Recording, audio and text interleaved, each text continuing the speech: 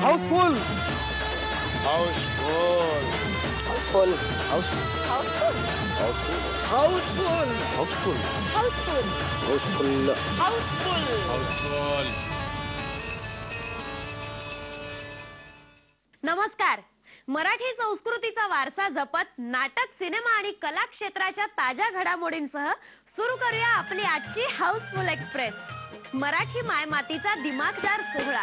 दूत सुख करता दूत दुःख हरता ओघा दिनाच्या नाथा बाप्पा मोरया रे बाप्पा मोरया रे चरणी ठेवी तुम्हाला. मराठी संस्कृतीचा, संस्कारांचा नवा अध्याय. विठूचा गजर हरे नामाचा भेंडारो विला. स्वर, सूर, ताल, नृत्य यांची अनोखी जुगलबंदी. गोविंदा रे गोपाळा गोविंदा रे गोपाळा गोविंदा रे गोपाळा. या हटके मराठमोळ्या आविष्कारानं मराठी हृदय मनात एकच नाव कोरलं, मी मराठी. क्षत्रिय कुलवतौ सिंहासनाधीश्वर महाराजाधिराज शिवछत्रपती शिवाजी महाराज. लोकशाहीर विठ्ठल उमप यांनी लावलेल्या मी मराठी नावाच्या रोपट्याचा मोठाला वटवृक्ष होऊ पाहतोय. सादर आहे मी मराठी या आविष्काराचा 600वा प्रयोग. मान पार्वती शिवशंकरा स्मरण कर विठ्ठल रुक्मिणी वारा हान विठ्ठल रुक्मिणी वारा हान कृपा करून हर निगाव स्वामी कृपा करून हर निगाव स्वामी न्यामज पंढरपुरानी कृपा करून हर निगाव स्वामी न्यामज पंढरपुरानी. भलरी भलरी दादा भलरी भलरी भलरी दादा भलरी भलरी भलरी दादा भलरी. जांभूळ पिकल्या झाडाखाली ढोल कुणाचा वाजेजी, जांभूळ पिकल्या झाडाखाली ढोल कुणाचा वाजेजी. ढोल वाजजी वाजजी ढोल वाजजी ढोल कोणाचा वाजजी. हे हाती गई डोर ढकलत बोर सूर्याचा वाझा डोक्यावरी आला. आग्याचा स्वर पुन्हा खाली वर गेला. डोंगरात चढायचा सराव झाला. डोंगरात चढायचा सराव झाला. फेरे गडीतील कविता फेरे गडीतील कविता. आज मी मराठीचा 600वा प्रयोग होतोय. खरंच खूप आनंद होतोय आणि त्याचबरोबर दुःखही होतंय, कारण त्यात बाबा आमचे म्हणजे आमचा आत्मा निघून गेलाय. पण कार्यक्रम आजही होतोय, त्यांच्या आशीर्वादाने होतोय. मला माहीत नाही कसा होतोय, पण आजही तितकाच कार्यक्रम तसाच होतोय आणि जराही वाटत नाही की बाबा यात नाही आहेत आमच्याबरोबर.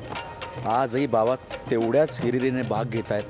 प्रत्येक कलाकारामध्ये बाबा आज आहे आणि प्रत्येक प्रेक्षकामध्ये बाबा बसलेला आहे. यथाता पडच्या पायच्या शिखार आला बेगुमान नाही त्याला जाणे. अन शिवाजी राजाच्या करामतीची शिवाजी राजाच्या करामतीची अन त्यासी नाही जाणीव शक्तीची त्यासी नाही जाणीव शक्तीची त्यासी नाही जाणीव शक्तीची. अन करील काय कल्पना युक्तीची हजी करील काय कल्पना युक्तीची हजी करील काय कल्पना युक्तीची हजी. स्वराज्यासाठी केवळ मराठीच लढत नाहीये, तर कन्नड लढतायत, गुजराती लढतायत, मुसलमानही लढतायत. या सगळ्यांचं धर्मांतर न करता त्यांना आपण आपलं मावळं बनवूया. लक्षात असू द्या, जाती धर्माचं सोळ आपण जाळलं तर आणि तरच स्वराज्य उजळेल. ही हिंदू शक्ती संभूत दीप्तम तेजा, ही हिंदू शक्ती संभूत दीप्तम तेजा, ही हिंदू तपस्या भूत ईश्वरी ओजा, ही हिंदू श्री सौभाग्य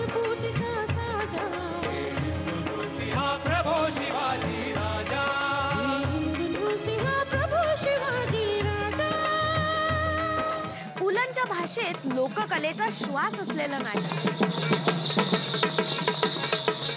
विजय तेंडुलकर म्हणाले, सांस्कृतिक परंपरेचा शोध गवसलेलं नाटक.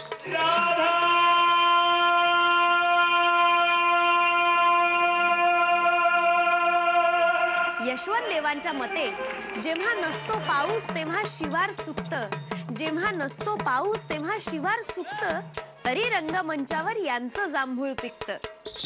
56 कोटीचा बळी, 56 कोटीचा बळी, राजे मंडळी, 96 कुळे, पश्चिम पूर्वी भूमंडळी. जाणकारांच्या स्तुतीसुमनात, रसिकांच्या हाऊसफुल प्रतिसादात लोकशाहीर विठ्ठल उमपानी साकारलेलं अद्भुत नाटक म्हणजेच जांभूळ आख्यान. या अवलियानंतर या क्लासिक नाटकाची धुरा सांभाळत नंदेश उमपानी सहकार्याने साकारला सुरेश चिखले लिखित आणि अजित भगत दिग्दर्शित जांभूळ आख्यानचा 25वा प्रयोग. देव गजानन रे,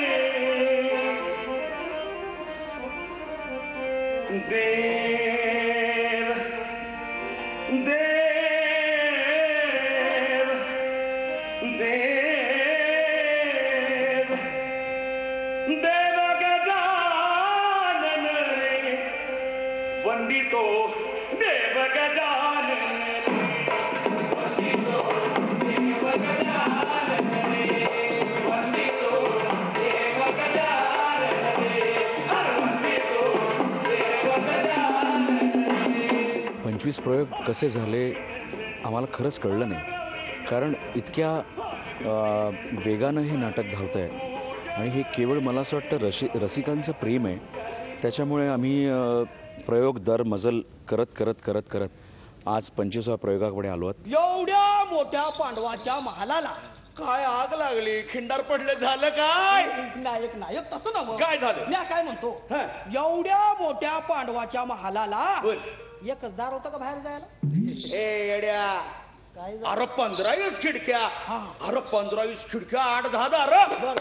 पण जाताना 5 पांडव हा. एकाच दारानं बाहेर पडले. जांभूळ आख्यानचे 25 प्रयोग आणि ते पण बाबा गेल्यानंतर 2 वर्षांनी पुन्हा नाटक उभं करायचं आणि बाबांच्या जागी नंदेशला कल्पून मग नंदेशकडनं आणखीन वेगळेपण काय करता येईल. तर नंदेशचं वय लहान, बाबांचं वय तेव्हा 60-62 होऊन गेलं होतं, वार्धक्याकडे वळत चालले होते. नंदेश तसा तरुण, मग तरुण मुलांच्या मधून तरुण मुलींचा प्रवास करून घेतला तर कर्ण कुंती माईचा ज्येष्ठ पुत्र, पांडवांचा थोरला बंधू, चौथ्या बापाचे लेकरू, सुता घरच्या राधिका माईनं त्याचा सांभाळ केला. अरे बाबा, सख्या मातेच्या पदराला, हा? सख्या मातेच्या पदराला एकल्या लेकराचं वज झालं. हा? अरे ज्या कोणती माईनं 5 पुत्र सांभाळलं की ते, 5 ज्या कोणती माईनं 5 पुत्र सांभाळलं त्या कोणती माईला एकल्या लेकराचं वज झालं. नायक वज मायला राहिलं नाही, आणि मग वज मायला राहिलं नाही. हा. लेकरू सुताचं पुत्र म्हणून जन्माचं वज वागवत फिरतय. असायो महारथी. महारथी म्हणतात तो कर्ण. द्रौपदीचं मन कर्णावर येतं, ते कृष्ण ओळखतो आणि मग तिचं मनचं पाप उघडं करण्यासाठी, आणि ती पण जेव्हा मनचं पाप उघडं करते तेव्हा तिचं सत्व फळाला येतं आणि मग ते फळ जाऊन देठाला लागतं. म्हणजे काय की तुम्ही जर एखादी चांगली गोष्ट कराल तर तीही पूर्णत्वाला जाणार आणि त्याचंही तुम्हाला चांगलं फळ मिळणार. एवढंच या नाटकाचं गुपित आहे. सगळाच अंधार दिसतोय, दार ठोकायला हवं. महालात कुणीच नाही का?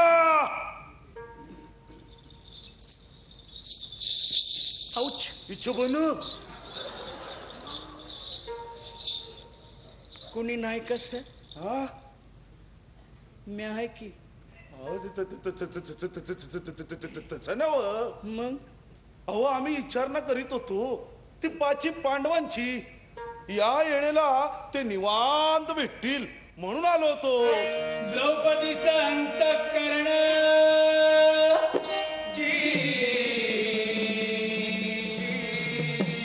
कृष्ण ग द्वारके मंदी, अंगाचा फंदी, खोली रुंदी जाणतो अंतरी जी.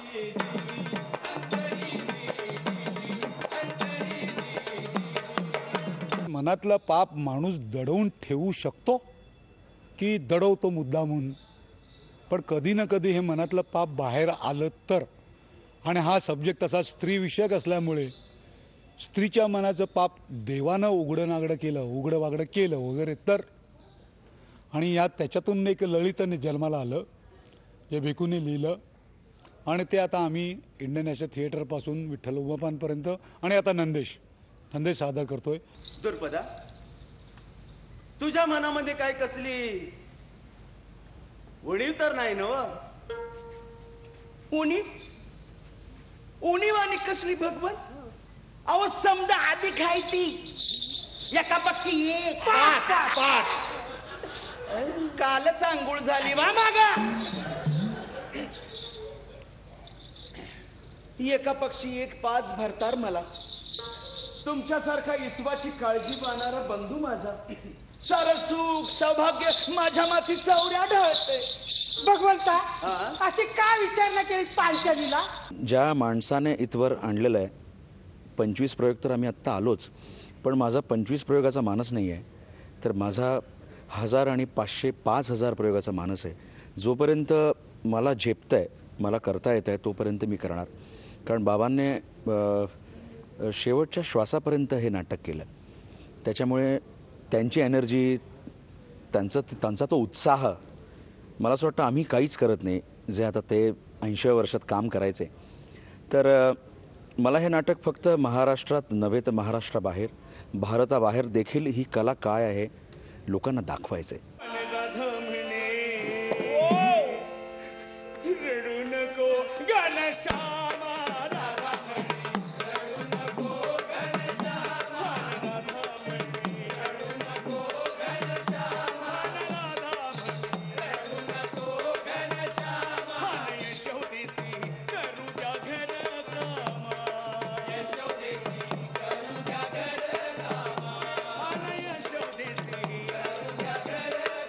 लोककला, मराठी मायमातीचा हा सांस्कृतिक वारसा प्राणपणानं जपणाऱ्या लोकशाहीर विठ्ठल उमप थिएटरला हाऊसफुल सलाम करूया. मराठी कवी विश्वाची हास्यधारा. चिडचिडलेल्या अवस्थेमध्ये कविता कुठली, ओळ कुठली दोन सुचाव्या? श्रावण आता घन निळा बरसला.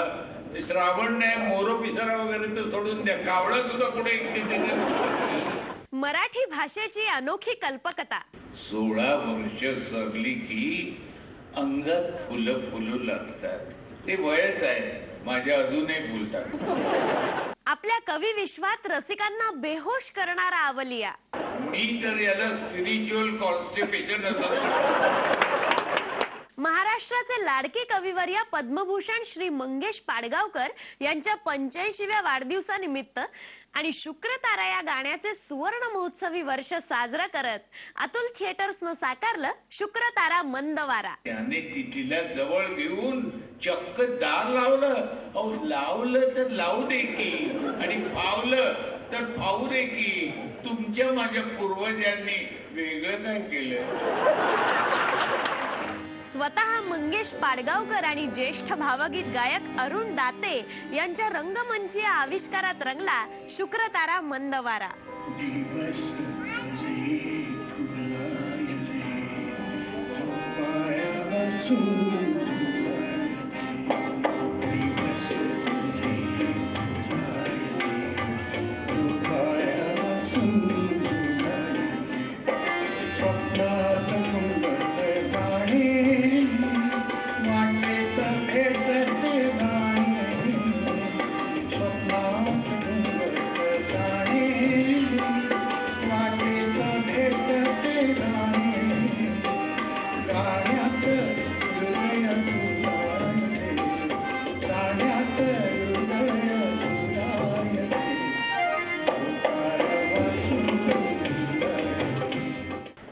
नेहमी वाटतं की जीवनाचा आनंद घ्यावा, रंगांचं सौंदर्य, स्वरांचं, गाण्याचं, सगळी सौंदर्य निसर्गाचं ते भरून भरून मनात घ्यावं.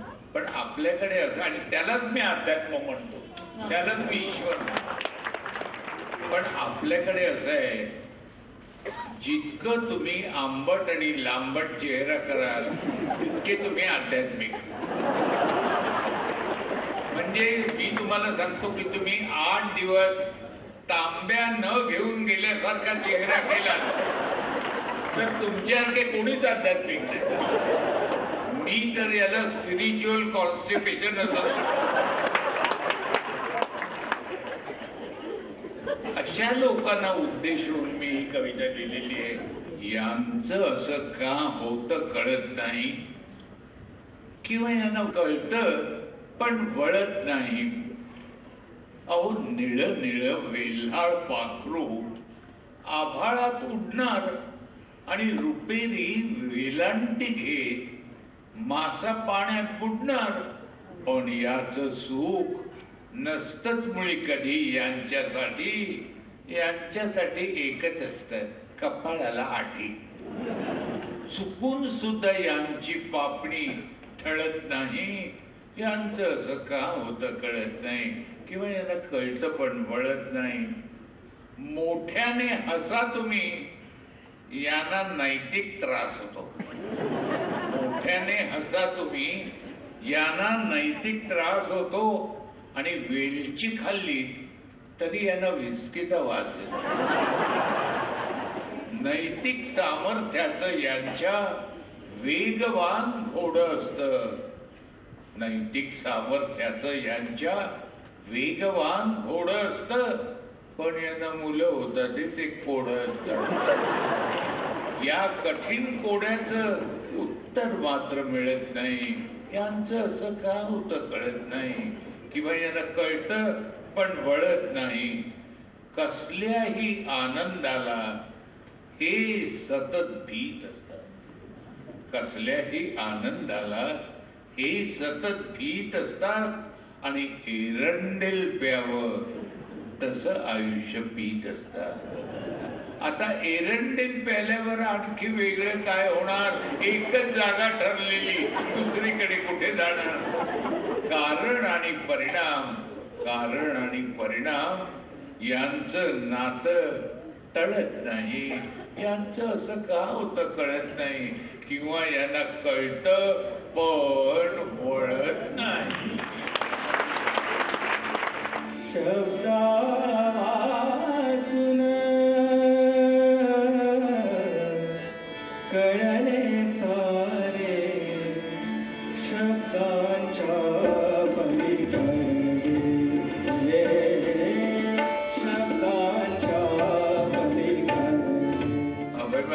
बाबा तुम्ही गाणं अगदी अप्रतिम लिहिलंय पण एक ओळ त्यातली बदला तुम्ही. म्हटलं तर पोरे बापाला कवितेची ओळी बदलायला सांगायला. पण मी अधूनमधून संयम बाळगतो. जराही चिडल्यासारखं किंवा मला नावडल्यासारखं न दाखवता मी त्याला विचारलं बाळा कुठली ओळ बदलू रे? तो म्हणाला बाबा तुम्ही शेवटी लिहिले माझ्या या घराच्या पाशी थांब नागडे जराशी. पण तुम्हाला बरोबर पॉज कुठे घ्यायचा, विराम कुठे घ्यायचा हे कळतं. पण नॉर्मली बहुतेक जे गायक असतात त्यांना ते कळेलच नाही, बहुतेक न कळणार. आणि त्यामुळे गाण्याला फार धोका होतो. तो असा की ते असं म्हणतील माझ्या या घराच्या पाशी थांब नागडे जराशी. मी तुम्हाला सांगतो माझ्या गाण्याचं वस्त्रहरण झालेलं डोळ्यात. वय तुमचं 60 असो 70 असो तिच्यासाठी फुलांची आणवेणी. वय तुमचं 60 असो 70 असो तिच्यासाठी फुलांची आणावेणी. आणि मोरासारखा अंधार फुलून आल्यावर मजा आणते थोडीशी काजू पिणी. तरुण असलो की तरुण असतं म्हातारपण. रडत नसलो की करुण असतं म्हातारपण. येतं म्हटलं की येऊ लागतं म्हातारपण आणि नेतं म्हटलं की नेऊ लागतं म्हातारपण. पाडगावकर सर त्यांच्या या सगळ्या कवितांतनं एक वेगळी दृष्टी आपल्याला देतात की जीवनाचं गाणं हे आनंद गाणं करायचं असतं. जीवनाच्या सोहळ्याला जायचे आहे, आतले आनंद गाणे गायचे आहे. जीवनाच्या सोहळ्याला जायचे आहे,